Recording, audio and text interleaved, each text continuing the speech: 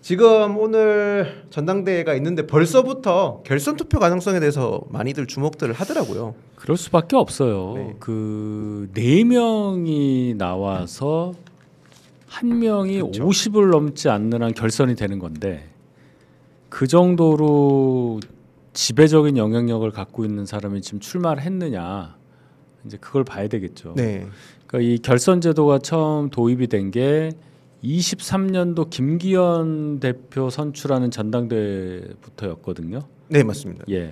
그때 한 53% 조금 안 되게 김기현 대표가 됐고 그때는 뭐 주류가 그냥 영끌해 가지고 밀었잖아요. 그렇죠. 네. 그래서 53이 나왔고 1년 조금 지나서 작년 7월에 있었던 전당대회에서 이제 한동훈 전 대표가 거의 63% 가까운 지지율로 그냥 완벽하게 네네. 제압을 하는 전당대회가 있었는데 그때는 이제 여러 가지로 그 기운이 굉장히 셌을 때죠.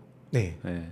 신상 효과 뭐 이런 거 있었죠. 네, 엄청 네. 그때는 진짜 예. 또 난리도 아니었습니다. 비대위원장 있었을 때의 여러 가지 그 아쉬운 점들. 아 이분을 이렇게 보내야 되냐 뭐 이런 거. 네네. 기대 뭐 이런 게 그쵸. 있었는데 거기에 이제 이런 것도 있었죠. 윤 대통령이랑 잘 지내서 잘 할 수 있을 것 같다.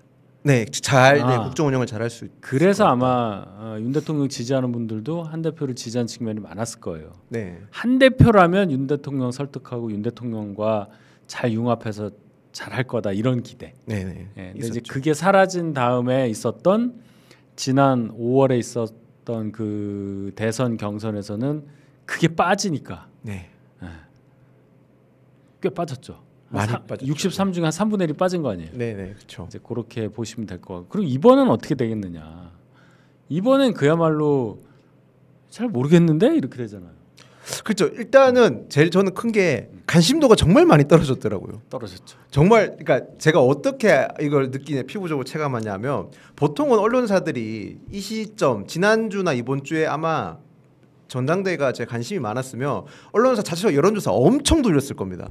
그렇죠. 근데 지금 언론사 중에서 여론조사 저희 당 전당대회 관련돼서 여론조사 돌린 곳은 한 군데도 없습니다. 그냥 원래 간행적으로 해왔던 업체 뭐 갤럽이라든지 뭐 뉴스토마토 뭐 천지 이런 데만 했지 신규 언론사가 뭔가 좀 새로운 언론사가 여론조사 돌린 곳은 한 군데도 없습니다. 그걸 좀 주목해서 볼 필요는 있을 그렇죠. 것 같습니다. 예, 그래서 참 관심도가 떨어지기 때문에 전당대회 투표율도 네. 사실은 그 ARS 이틀 안 하기 때문에 네네. 그러니까 모바일 투표로 안 하신 분들에 한해서는 사흘째 나흘째 따로 또 하잖아요. 네. 그게 없어서 그게 이제 하루에 한 4%나 5% 정도 되더라고요. 네 맞습니다. 그렇게 올라. 그거를 제외하면 44% 정도 되는 이번 투표율이 낮은 게 아니에요. 그렇죠. 또 따지고 보면 네, 따지고 보면 이제 하실 낮더라고요. 분들은 하신다. 이제 이런 얘기긴 한데 국민적 관심은 확실히 없다. 그렇죠. 예. 그리고 이렇게 안개 속인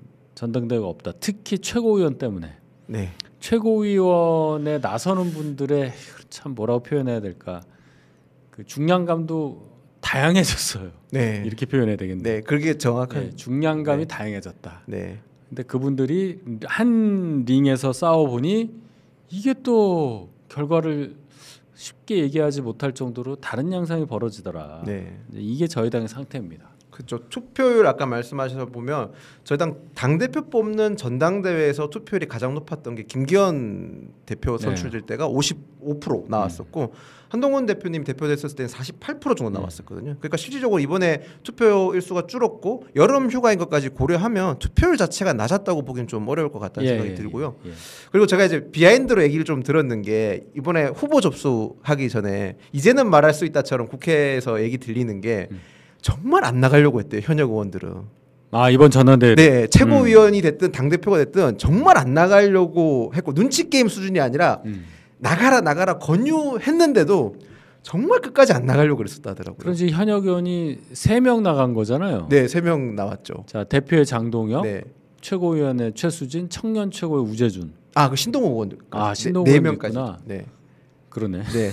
그러니까 이렇게 되는 겁니다. 지금 수석님처럼 완전 고관여층 그리고 정치에 완전 많은 분들 헷갈리시잖아요. 근데 이게 잘못된 다 그렇더라고요 지금. 심지어 당 대표 누구 나오는지 정확하게 모르시는 분도 있고 조경태 의원님도 계시네요 현역으로. 그러네.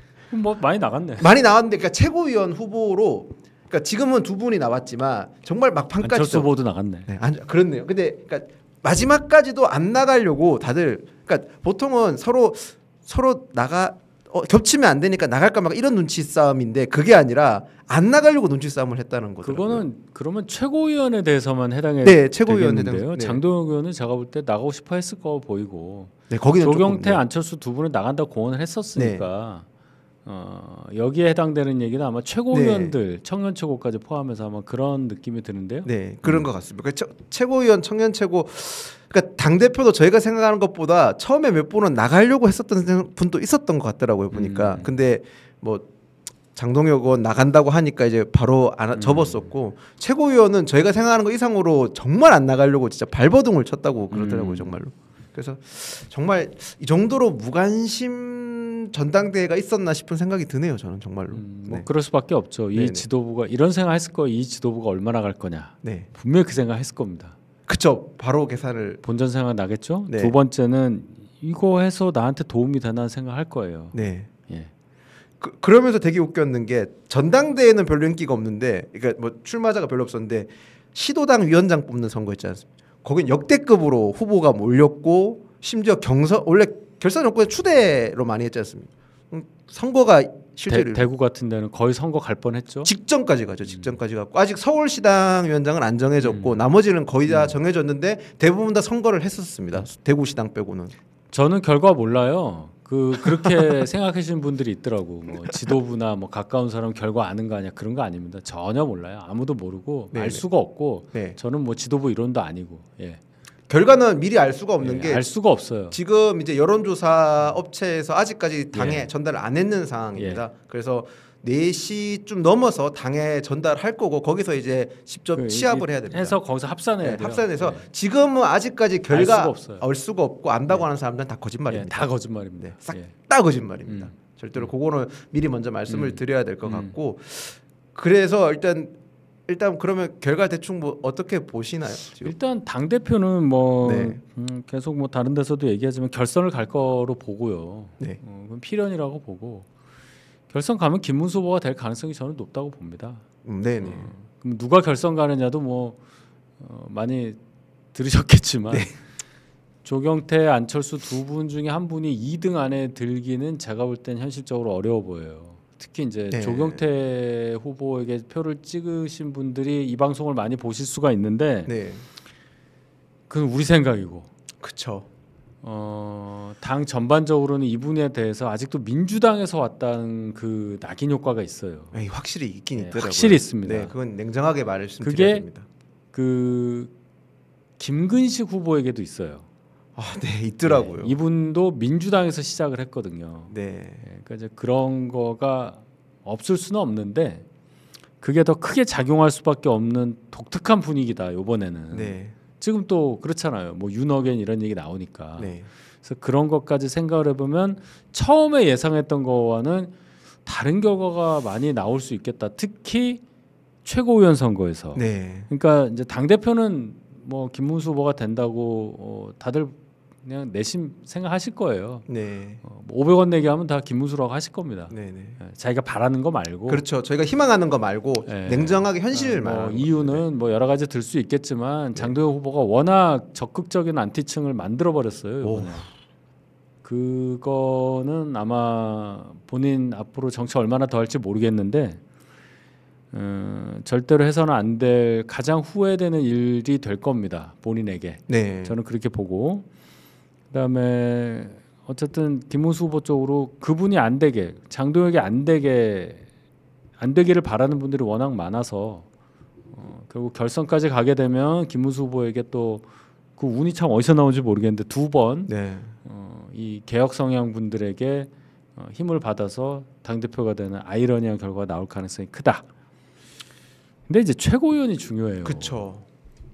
왜 최고위원이 중요하냐면 최고위원 구성이 계파라고 할게요.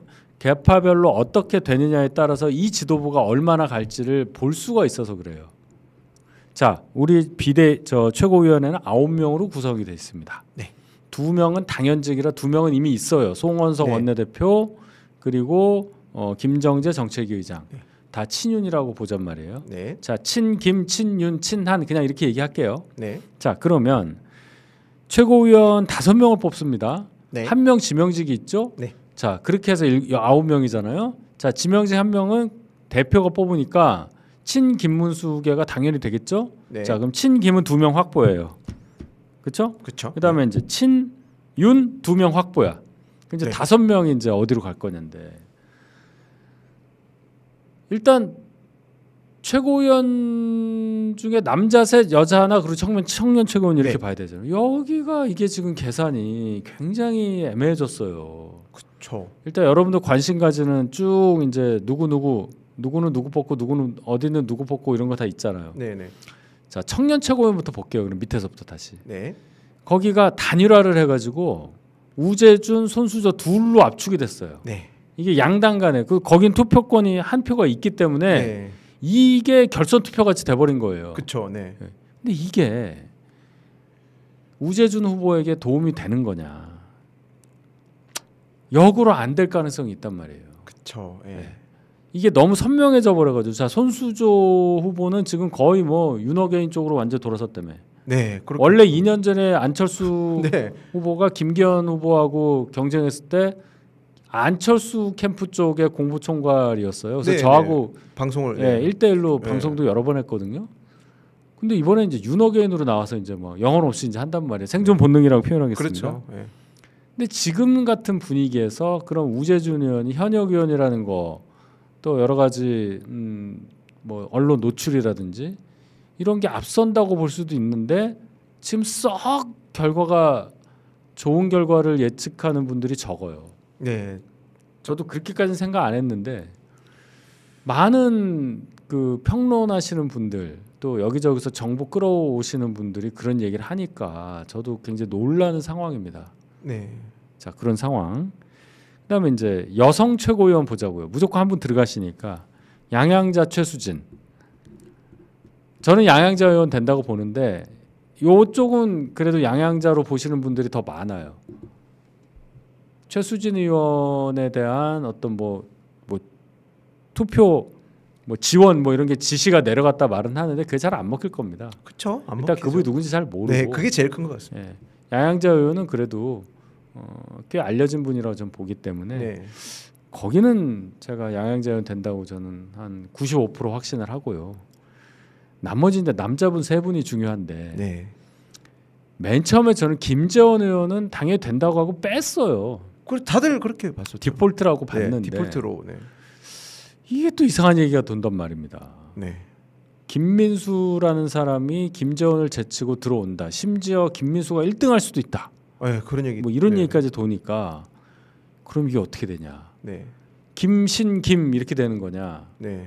저는 그 김신김의 김이 바뀌는 거예요. 네. 또 네. 어떤 사람은 그 나머지 김도 또 바뀐다는 거죠. 무슨 얘기냐? 네. 신동욱 된다고 빼자고요. 네. 그 현역 의원이고 뭐 많이 알려졌으니까. 그런데 그럼 2명 남잖아요. 네. 김근식, 김재원, 김민수 셋 중에 네. 김민수를 디폴트로 보는 의견이 확실히 많아요. 아, 네. 그건 확실해졌습니다, 사실. 그 다음에 김근식 후보가 안 될 거라는 사람도 많아요. 네, 그런 얘기도 좀 나오긴 저도 듣긴 들었거든요. 그러니까 모르겠다는 거예요, 제가. 네. 1인 2표라서 또 그런 것도 네, 있습니다. 그런 것도 있어요. 그러니까 이런 이제 충격적인 그래도 개혁을 바라는 네. 분들은 다 대표는 누구, 뭐 최고위원은 김근식, 양양자, 청년은 우재준 이러니까 1인 2표니까 그래도 최고위원은 되지 않겠어? 3등만 하면 되니까 남자 중에 이 얘기인데 이게 또 이분 또한 정치를 이제 민주당에서 시작했다는 그거에다가 이제 연설 과정에서 뭐, 좀 네. 특정 지역을 좀 자극할 수 있는 네. 발언도 하고 뭐 이런 게 있었단 말이에요. 그래서 정보를 들으면 들을수록 처음에 예상했던 것과 다른 얘기들을 많이 들어서 저도 참 결과를 예측하기가 어렵습니다. 네. 자, 그러면 최악의 경우를 가정을 해보자고요. 네. 최악의 경우를. 친김이 2명이 있고 친윤이 2명 있는 상태에서 신동욱, 김민수를 디폴트로 하면 친윤이 4명이 됩니다. 네, 네. 거기에 예를 들어 김재원 의원이 들어오면은 친김 셋, 친윤 넷 네. 이렇게 되죠. 네네. 양양자면 친한 하나. 자, 네. 그럼 손수조가 된다 예를 들어. 손수조는 어디에 넣어야 될까요? 친윤에 넣어야 되겠죠. 네. 예, 그럼 친윤이 몇 명이 돼요? 5명이 돼요. 3대 5대 1이 되는 겁니다. 자, 네. 김근식 교수가 됐다. 그러면 2대 5대 2가 되는 거죠. 네. 어떻게 돌려봐도 친윤이 과반이에요. 네. 대신 선출직이 3명이냐 4명이냐 이게 좀 중요한데 선출직 최고위원이 4명 이상이 될 경우에는 강력한 비토권을 갖게 되죠. 네. 한 계파가. 지도부를 무너뜨릴 수 있잖아요. 네. 선출직 5명 중에 4명 이상이 사퇴하면 지도부는 자동 붕괴되게끔 만들어놨잖아요. 그러면 김문수 후보가 대표가 된다는 전제하에 당 주류를 점하고 있는 친윤과의 갈등이 예상이 되는데 이 지도부가 앞으로 어떻게 활동을 할까에 대한 예상도 이 최고위원이 누가 되느냐에 따라서 달라질 수가 있잖아요. 네. 예를 들어 선출직 최고가 친윤이 3명밖에 없다. 네. 어떻게 하든 간에. 그러면 얘기가 좀 달라지겠죠. 그렇죠. 네. 네. 김문수 후보 쪽이 김문수 대표라고 치고요. 그쪽이 좀 여유가 생길 수 있는데 4명 됐다.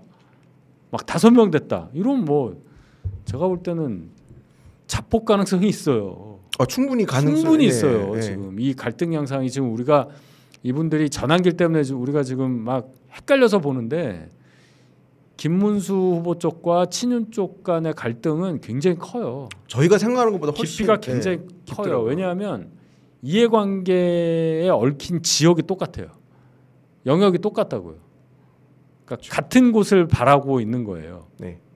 지방선거 말씀드린 겁니다. 그래서 굉장히 앞으로 어떻게 될지는 오늘 결과를 대표도 중요하지만 네. 최고위원 구성이 굉장히 중요하다. 네.